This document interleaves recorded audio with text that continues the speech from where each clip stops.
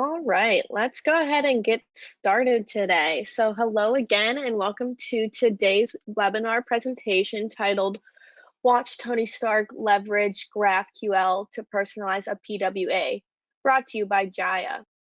I would like to introduce you to our presenters. First, Chris Janning. Chris leads the North American sales engineering team at Jahia Solutions. Originally a developer, he transitioned to SC work full-time in 2006 and has spent his career focusing on software that improves the user experience. Data-driven content management with Jahia is the most recent addition to a resume that also includes commerce, website performance, business intelligence, and enterprise search. I'd like to do a quick sound check for Chris. So Chris, say hello to our audience, and audience, let me know if you can hear him. Hello, everyone.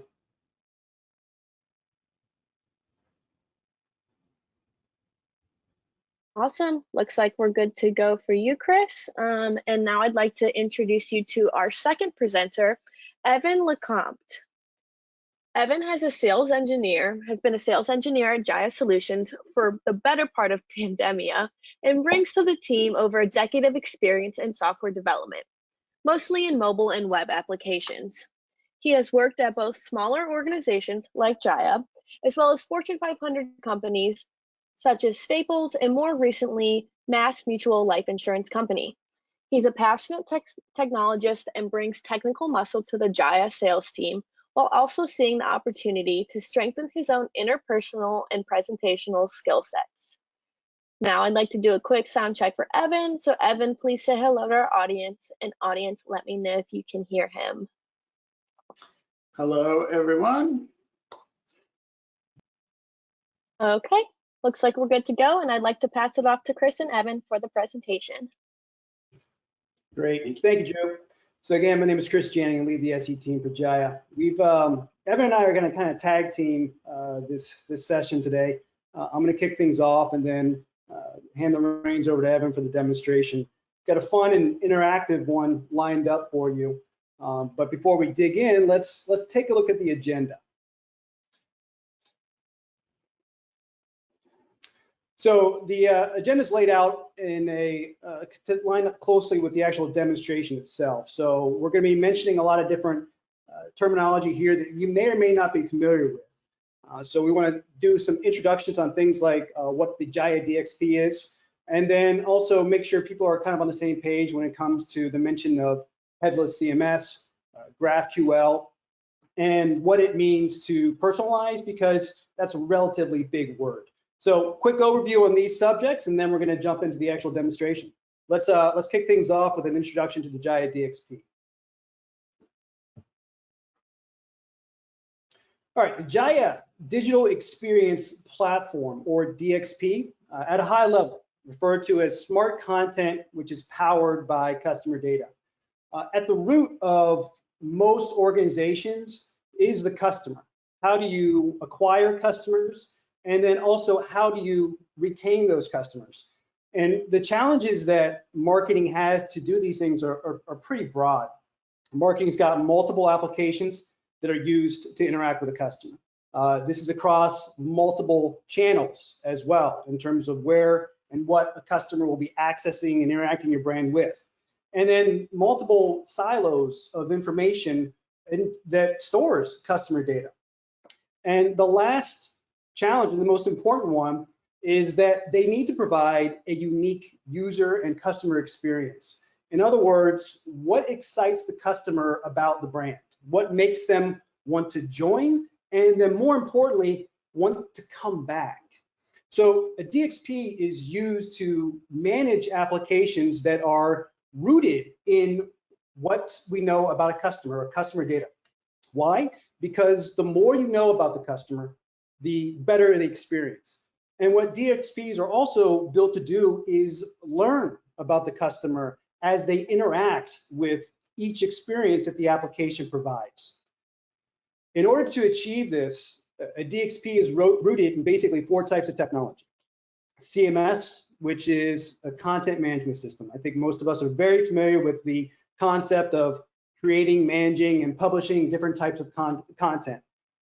Customer data, or CDP, what do we know about a customer with each experience that they have with the brand, and how do we collect those additional data points for future use? Personalization, as I mentioned, the big word here, but how Jahia does and how the DXP does it is it's all about enhancing the content that's presented to the user based on those data points. Remember those data points that I just talked about? Those are being collected on for the purpose of providing more relevant and timely content to users across all channels. And last but not least, integrations. So customer data is everywhere. It's all over the place. And you need integrations and strong integration capabilities to be able to tie into additional applications and source systems to really further enhance that customer profile. There's a lot more to learn with DXP, but this is just a very quick high overview to level set where we're going next. So I'm going to hand the reins over to Evan at this point. So Evan, please suit up. All right, Chris, thank you very much. Let's jump to our next slide here and talk a little bit more about this concept of headless CMS, or headless content management systems. So with Jahia, we have a hybrid approach where we have our traditional CMS platform, which allows you to author content as well as full websites, all within the same platform. That is your traditional CMS offering. But at Jahia, we also espouse the use of the so-called headless modality, wherein you have Jahia over here on the left, managing and storing your content. And then that content is presented and available via these two APIs that Jahia provides. That is to say, it provides a REST API as well as a GraphQL API for surfacing your content items to any and all applications external to Jahia. That is to say, any mobile applications, web applications, anything that you would want to use to surface the contents, the blog posts, the images, the articles, the shopping cart products, anything that is content is stored and managed and oftentimes generated within the Jahia CMS, but then it is retrieved, or it can be retrieved and delivered to any number of other applications which may be developed externally to Jahia. So that's the concept of headless CMS, and we're going to be showing you that in this demonstration today. So let's move on and talk a little bit about GraphQL. Probably most of you have heard of this. Probably you have maybe even used it once or twice, or maybe you use it every day. I personally was a little bit new to GraphQL when I signed on here at Jahia.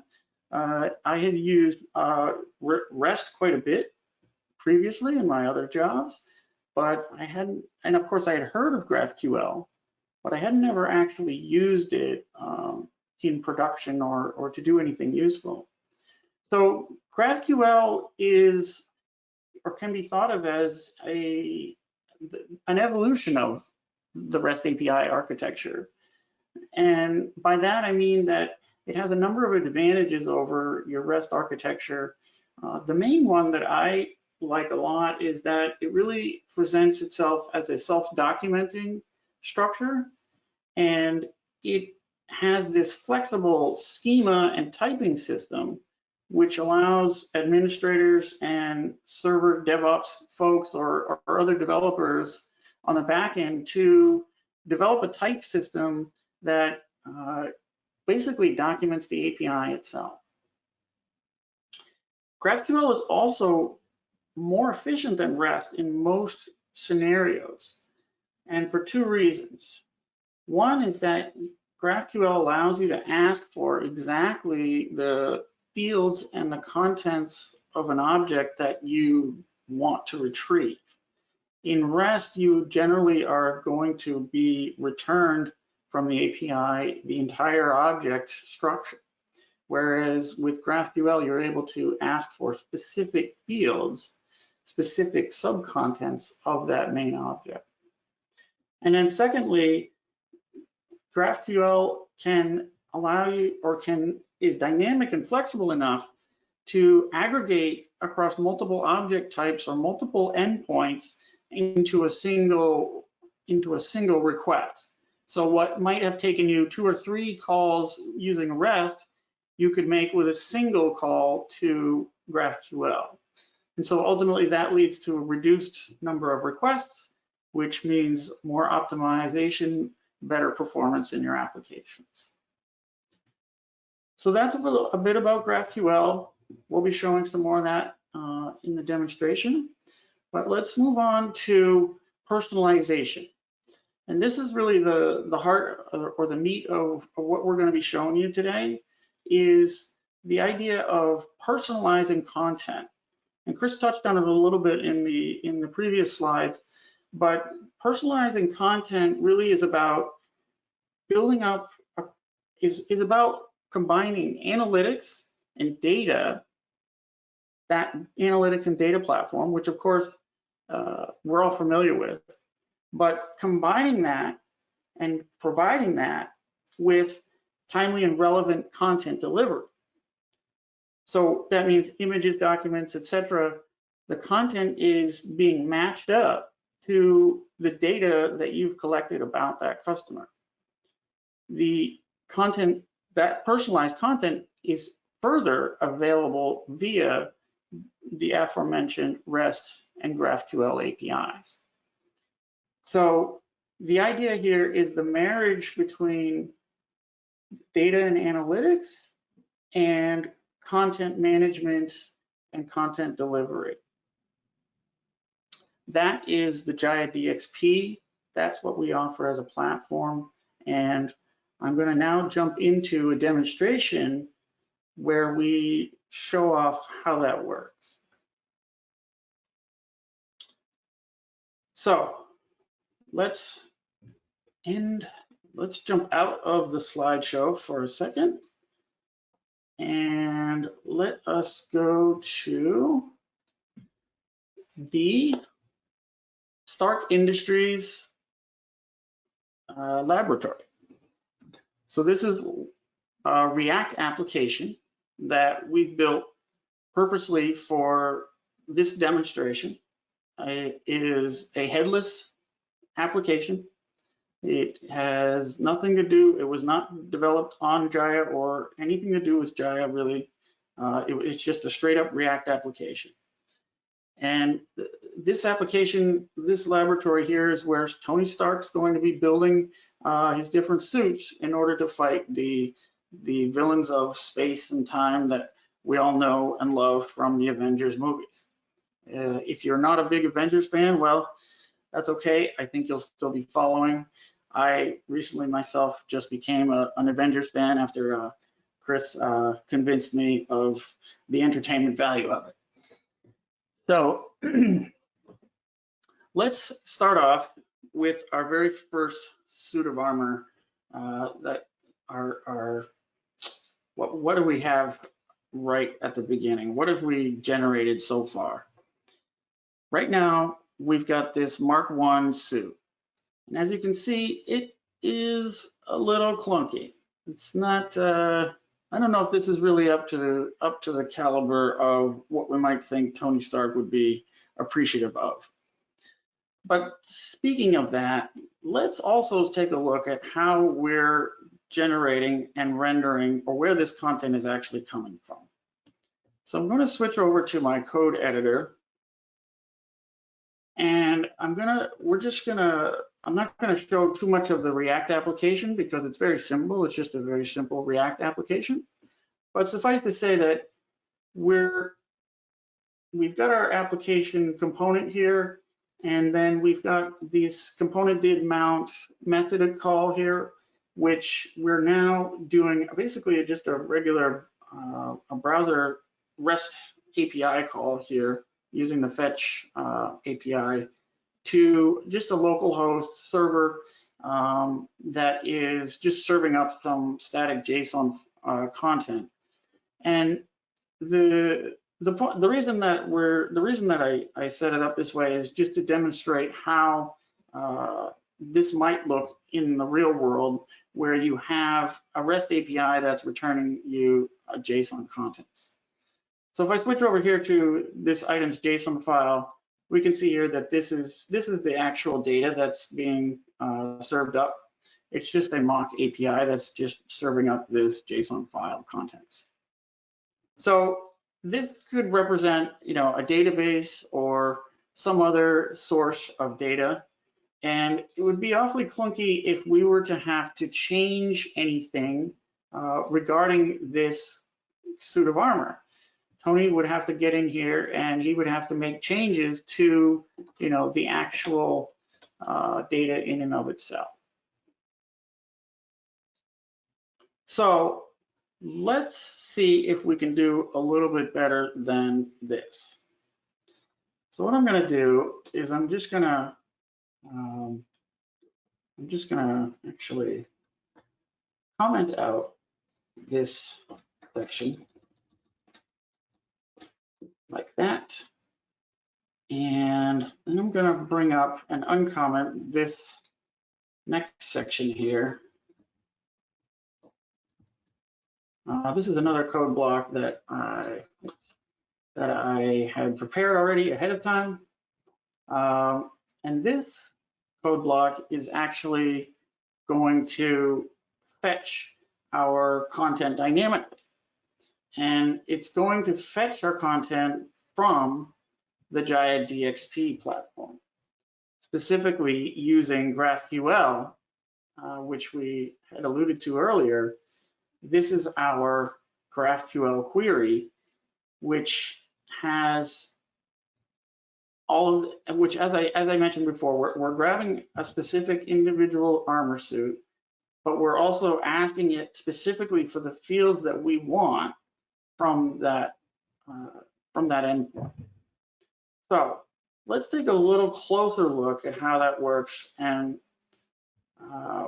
then we'll show you the application and how that's changed as a result. So I'm going to jump over to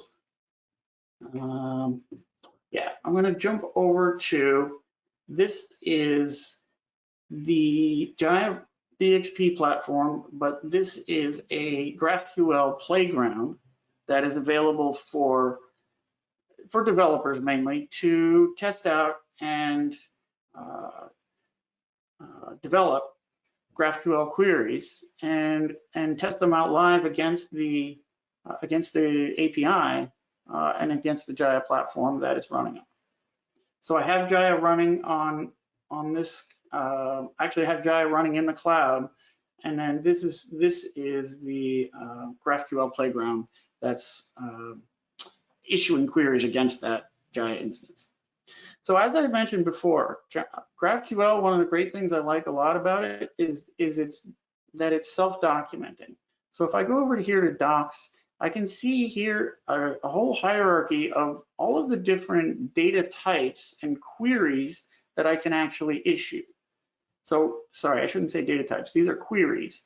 So these queries are just different ways that I can get at the data.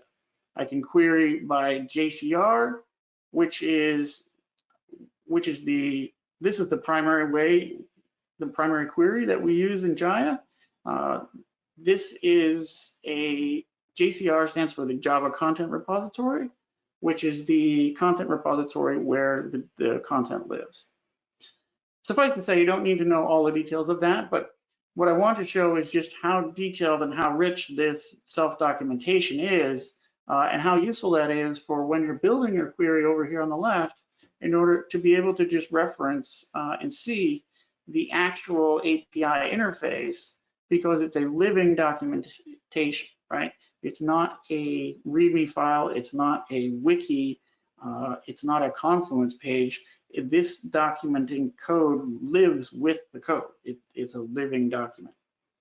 So this is enormously helpful in determining and structuring your queries. The schema tab here also shows you, as I mentioned before, the typing system that GraphQL has. This shows you all of the types that are currently available and defined within this API, this implementation. There's a whole bunch in here, so I won't go through this, but suffice to say that this is additionally helpful in determining the structure of your data. So here we have over here on the left this Armor query. This is the same query that I just showed you in the code editor. I just copied and pasted it out here into the playground just so we could take a look at it. We're doing a node by path, which is selecting this particular suit of armor in the contents repository, and I'll show you that in just a minute. And then we're selecting these 4 fields: the UUID, the title, image, and the description. Actually, I should say we're aliasing these 4 fields, and we're selecting these properties that have these names. So that's another feature of GraphQL, is you can alias fields that have complicated names like JCR:title. So let's see what happens when we execute this query. So when we execute the query, we get back essentially something that looks very much like our original query, except with the data values filled in. We have our JCR node, and then query results, and then we have our UUID value, our title value, we have our image, we have our description, which we've aliased as DESC, and we can see that's a rich text field value, and so forth. So that's a GraphQL query. That's what it looks like when we get it back. It's obviously it's JSON when it returns. So let's take a look at what happened in our application once we made that change, as we did here. As you can see here, this is the same query that we just looked at, and then we're taking the response. We're issuing the query request here with this GraphQL request library. And then we're setting the state, which is then populating the React component. So let's jump back over to the application, and let's take a look at the laboratory again. Oops. Numeral Mark 2. Numeral Mark 2. Oh, yep. Oh, thank you, Chris. Oh, goodness. Funny how these things sometimes don't go right when you make last minute changes. All right, thanks, Chris. It was clutch. Okay, so now when we've made that change, we have this. Now we're fetching our new and improved armor suit here. This is the Mark II version, and this version is actually being pulled from the Jahia DXP using GraphQL. So let's take a look at what this guy looks like in the Jahia content management system. So let me jump back over to, not there, let me jump back over to Jahia, and I'm going to switch over to the actual Jahia content editing interface. So this is called JContent, which is part of the Jahia platform, and we're now located within these content folders, which is where our content is being stored. And we can see we have various suits of armor, but the one that we're fetching right now is Mark II. And we can actually see a live preview of that content item right here. It doesn't have all the fields, but it gives you an idea of what it looks like. And then we can actually go in and edit that item. And we can see here, we have our title, we have a system name, which of course that's what I had that mistake in my code. And then we have our description field, which is a rich text field, and we have an image that we can choose from, and a few other SEO type fields and metadata fields are also available. But you can see this is the content interface in which a business user might be comfortable working within in order to develop and publish the content that your React application may want to consume. So just to prove that this actually works and how easily it is to make changes, let's just going to change the title of this armor suit from Mark II to Mark II-A. We'll leave the identifier, system identifier name alone, but we'll just change the title. And then I'm just going to hit save. And once that's been saved, then we'll just jump back to the application.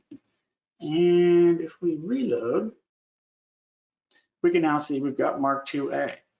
And if we click in here, we can see now the more details of this content item.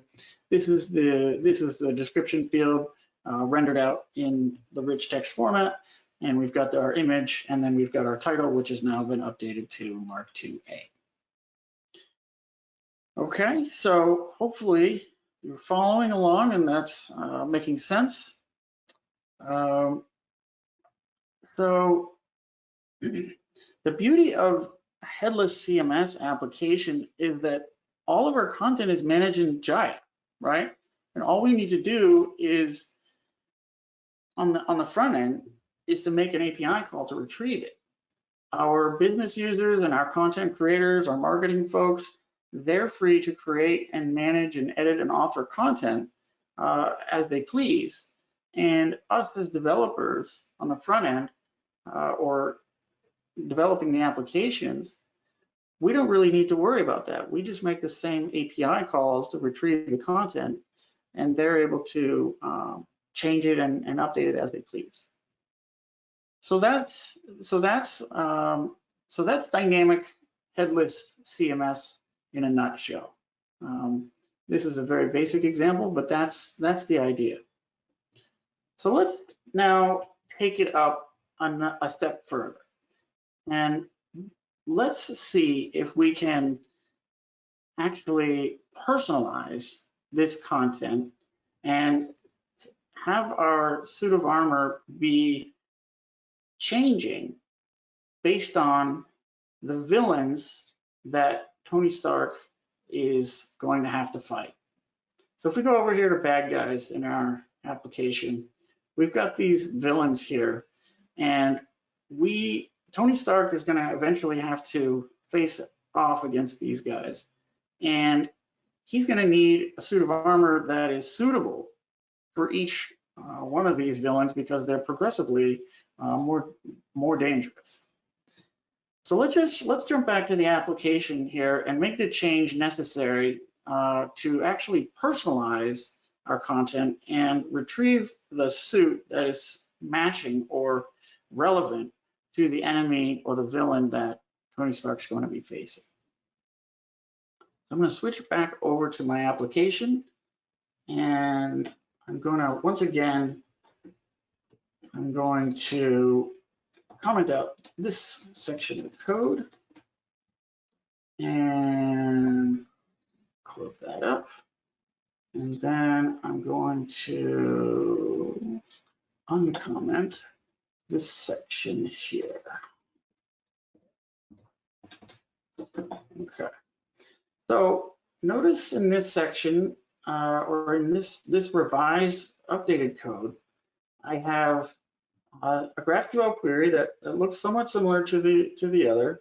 However, it has a couple extra additions where we have this JExperience field or this JExperience function call, which takes a couple parameters, which are these profile ID and session ID parameters.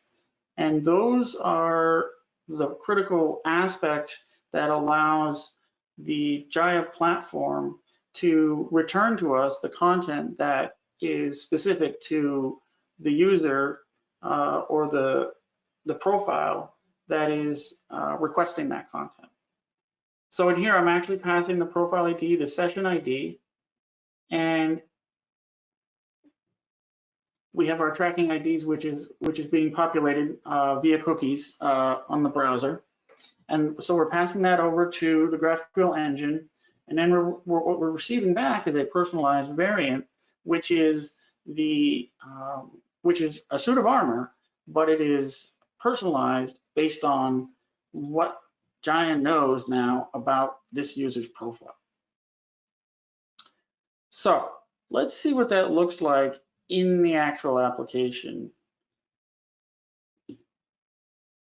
Now that we've made that change, let's jump back to our application here. Oops, sorry, there we go. Okay, so let's say we have, we click on Whiplash, right?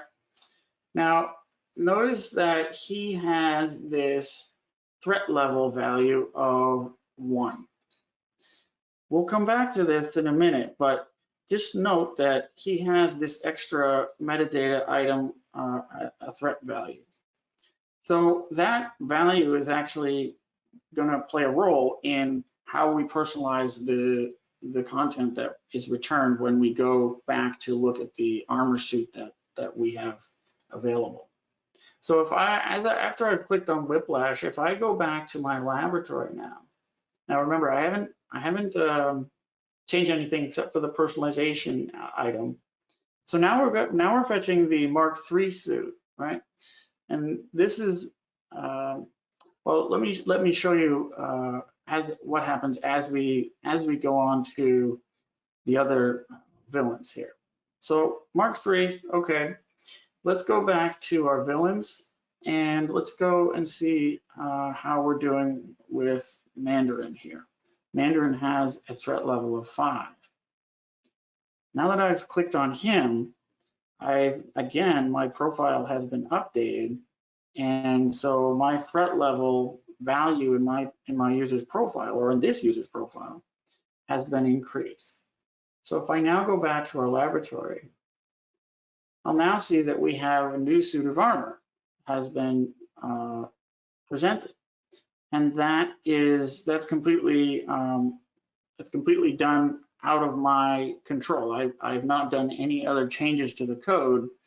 There's no tricks going on here. I've simply engaged in a behavior within the application, and the Jahia DXP platform is recording and taking note of that behavior and building up my profile, despite the fact that I'm not logged in or anything of that nature.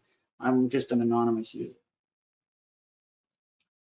So let's finally go to our bad guys again, and let's see about Thanos. If I click on Thanos, he has a threat level value of 20. That is his threat level, and now my user's profile has been increased by that even more so. So if we jump back to the lab again, we now see we've got the most powerful suit, the Mark 85. And again, all of that is based on just my user's behavior. So I'm going to show you exactly how that works. So let's actually, let's jump over to the Jahia DXP, and I'll show you exactly how that mechanism works, how we're doing that personalization on the back end. So we go to our application and we just exit out of here. Sorry, not our application. If we go to Jahia and we go to our JExperience, and then if we go to our personalizations, we have this selected armor personalization item. This is a content personalization. And this is the magic that is driving the experience that I was just demonstrating. So if I go in here and click edit, I can now see that we have the configuration of the personalization. We have the type, which is a content type personalization, and we have a display strategy, which means that we're displaying the first variant of these 3 variants. I can have as many variants as I want, but we're displaying the first variant that is matching these to the chosen conditions. So right now I have 3 variants, and those are the Mark III, Mark 42, and Mark 85. Those are the suits of armor that we just witnessed in the application. So if I go to Mark 85, we can see that in the condition builder, the condition set up here is is based on a profile interest value. And the profile interest value that we're looking for is this one called threat level. And remember that threat level is what we saw in the particular villain. We're looking for a profile value threat level greater than 20. And if you remember, Thanos had a value of 20 as his threat level. So that's where the personalization engine is going to return this first variant in that case. In the case that we're fighting Thanos, we get back the Mark 85. Secondly, if we have the Mark 42 reference, sorry, the Mark 42 suit of armor, this variant is a reference to the Mark 42 armor content item, but that's a detail that's not important for this conversation. In this case, for him, we have a profile threat level greater than a value of 5, and thus we are returned the Mark 42 suit of armor. And the Mark III variant doesn't have a condition that is set as the fallback variant for this personalization. So if neither of these two rules match, then we get back the fallback, which is the Mark III suit. But I want to just take a moment just to show you what other things, what other conditions can be utilized in order to personalize or to drive this personalization. So we can do a number of things here based on the user's profile. We can use dynamic segments. We can manually put people in static lists. We can use scoring plans, which I won't go into today. We can do it based on behavioral traits. So in this case, we were using profile interest, but you could also base it on number of pages viewed, if they're engaged in a particular campaign, a goal match, time-based events. We can base it on visitor properties, such as any property within their profile. We can base it on their current visit, where they are in their location, their session duration, their device category, whether they're on a phone or on a tablet or on a PC. And then we can finally base it on whether they're a new or returning visitor. So we have quite a few options here for personalizing content and the rules by which the personalized or the content is delivered in that personalized fashion.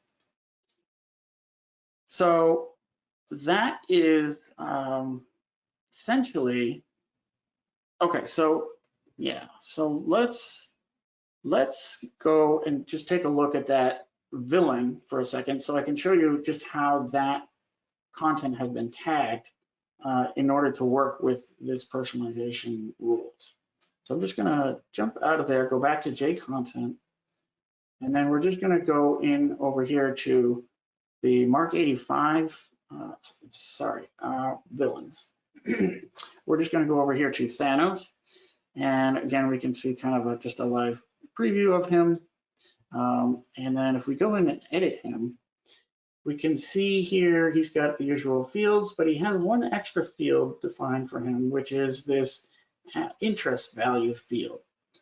And this is collected and aggregated for each visitor profile when they browse your site.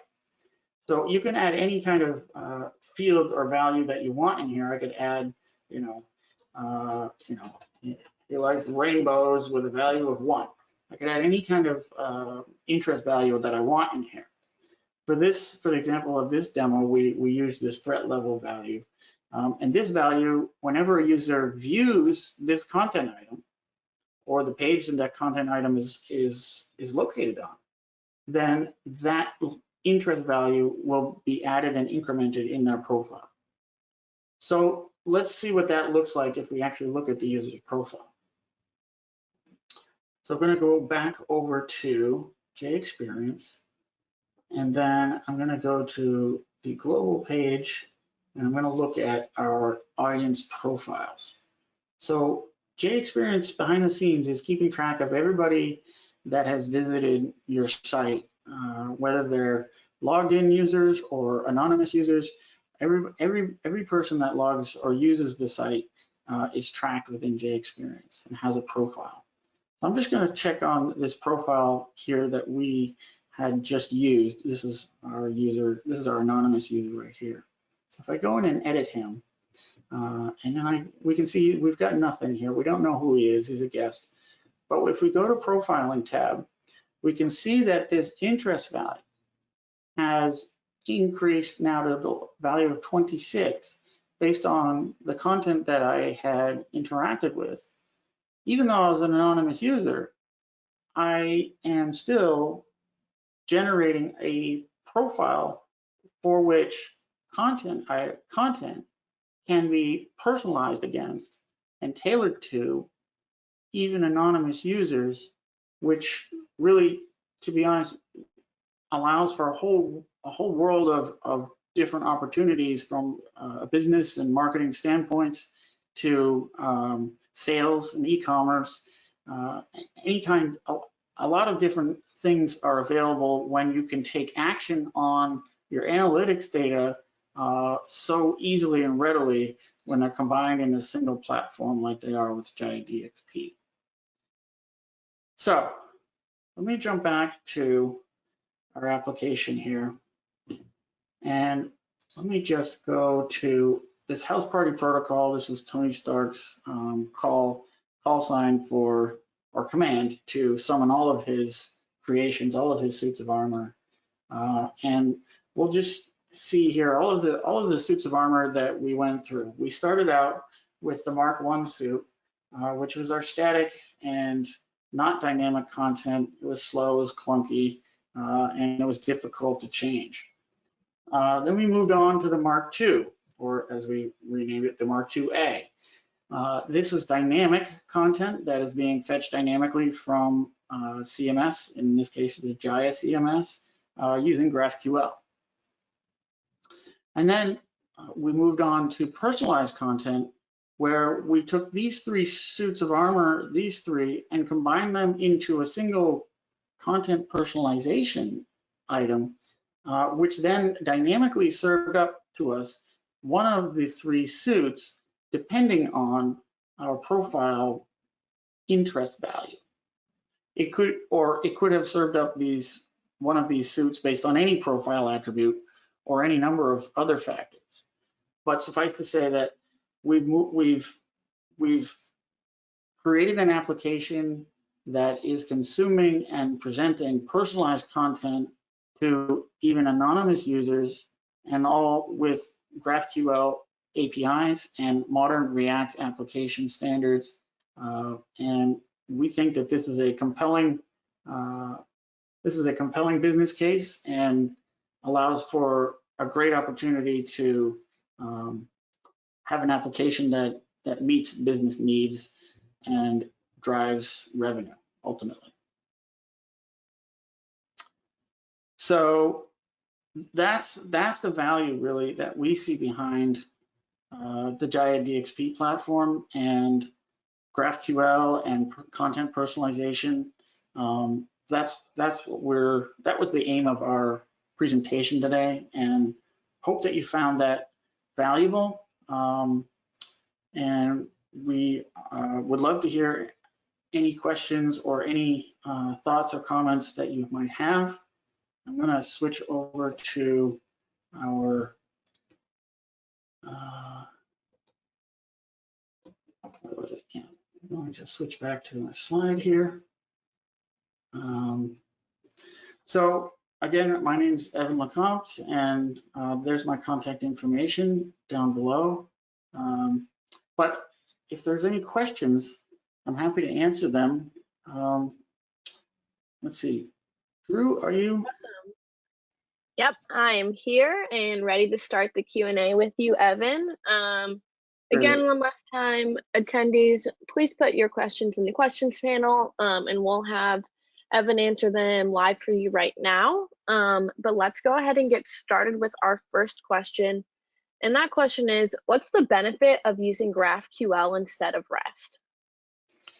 So, okay, so that was, we alluded to it a little bit, but the main advantage of using GraphQL over REST is that you're able to retrieve only the data that you want.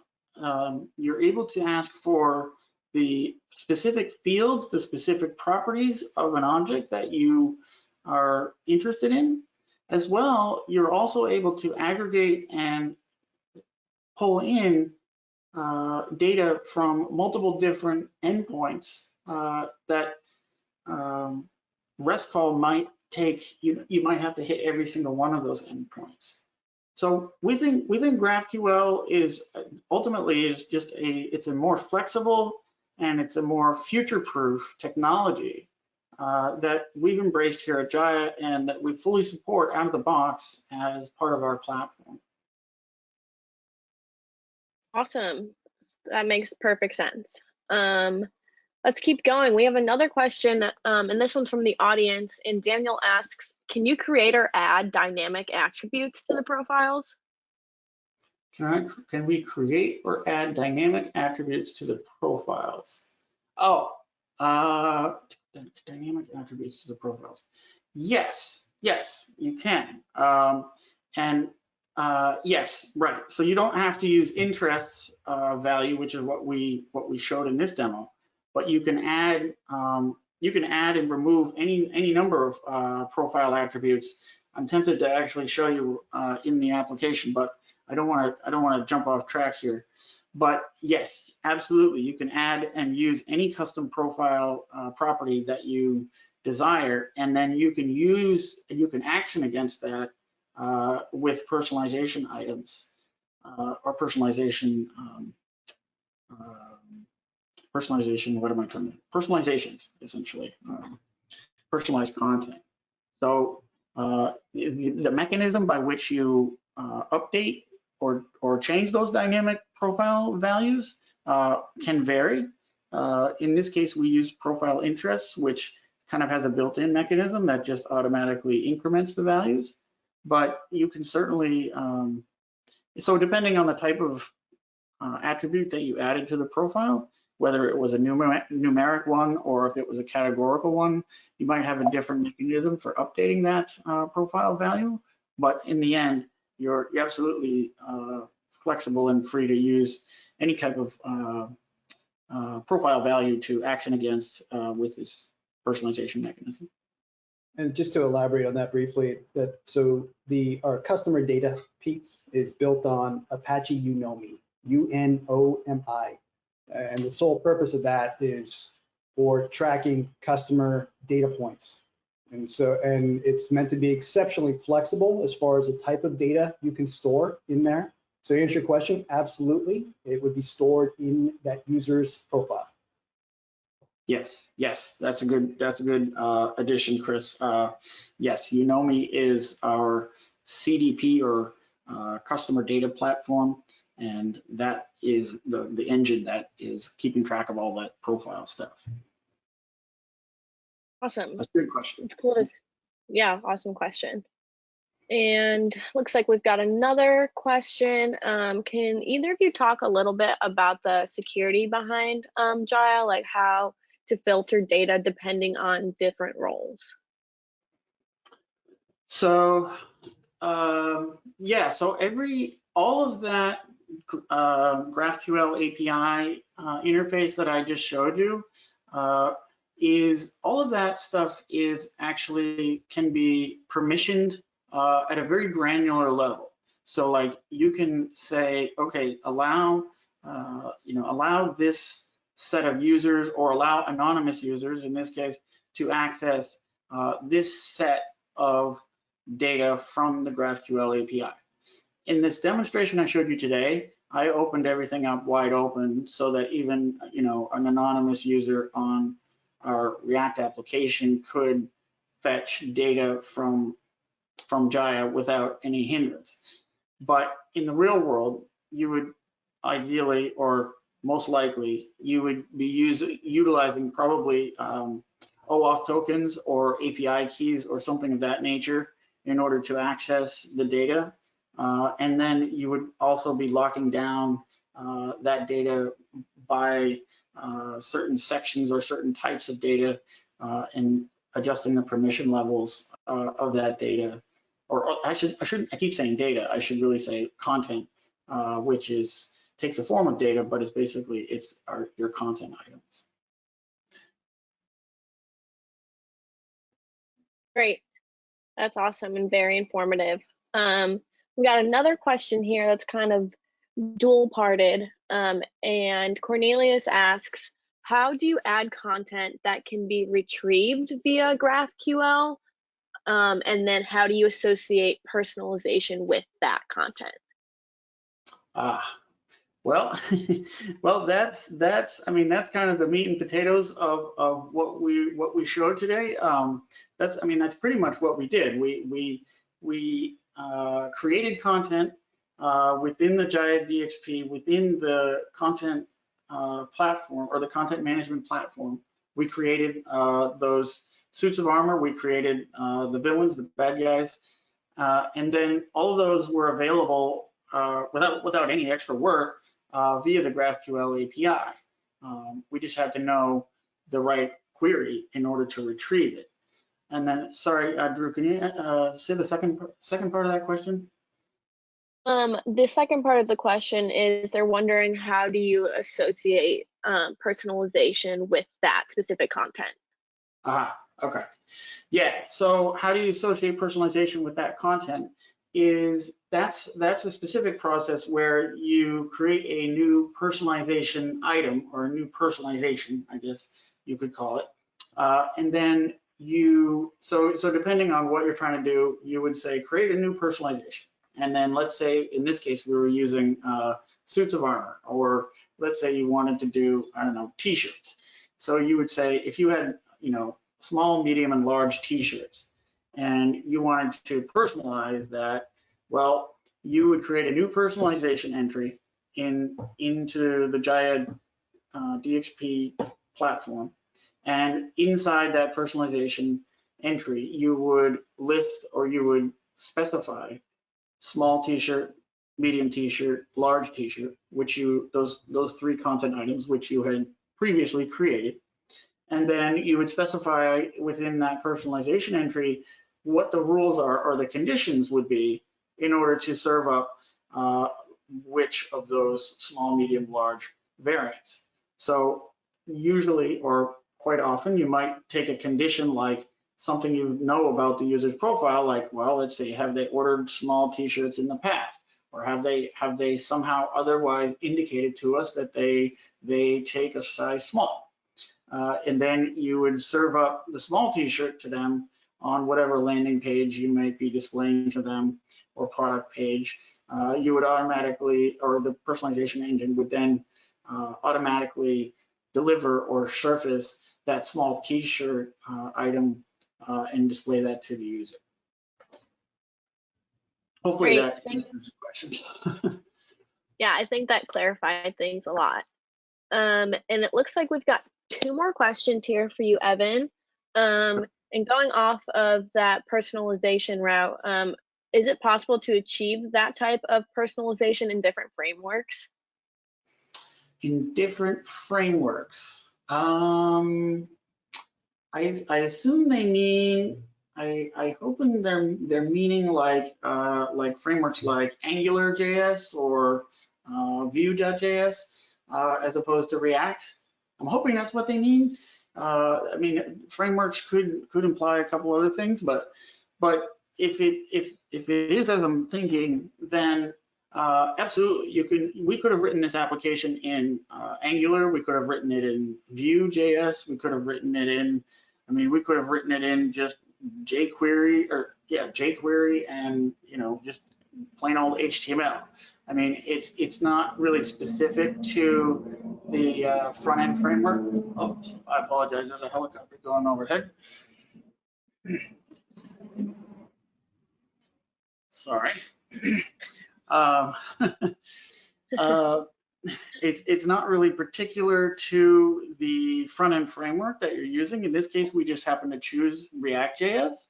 And then as far as GraphQL is concerned, most other frameworks for sure include libraries or clients for doing GraphQL. So in Angular, for example, I'm sure that there is actually, I should say there's for JavaScript in general, there's a number of GraphQL clients. We used a very simple one today, just called GraphQL Request. But a popular one is Apollo, and then there's also I can't think of the name of it now. Relay. Relay is another popular GraphQL library for JavaScript. So, but the answer is yes, you can absolutely do this with other web frameworks. Great. I'm not exactly sure the approach that they wanted to that question, but I think the way you answered it was perfect. And let's get to our last question for today. And that question is, can I reuse the content in different applications? Yes, absolutely. And in fact, that is, I mean, that's one of the best things about it is that you could take a content item that you created in Jahia DXP or in the content editor, and you could reuse that same content item across multiple different properties. You could have it displaying in a landing page on your, you know, on a landing page for some sort of visitor portal. You could have it displayed or consumed elsewhere as part of an RSS feed. You could have it consumed in an automated email generation platform. You could have that content item consumed in a variety of channels and applications, and that's part of the beauty of this headless CMS concept, is that you create content once and then you reuse it multiple times. That's good to know. It sounds like it can be very versatile, which is awesome.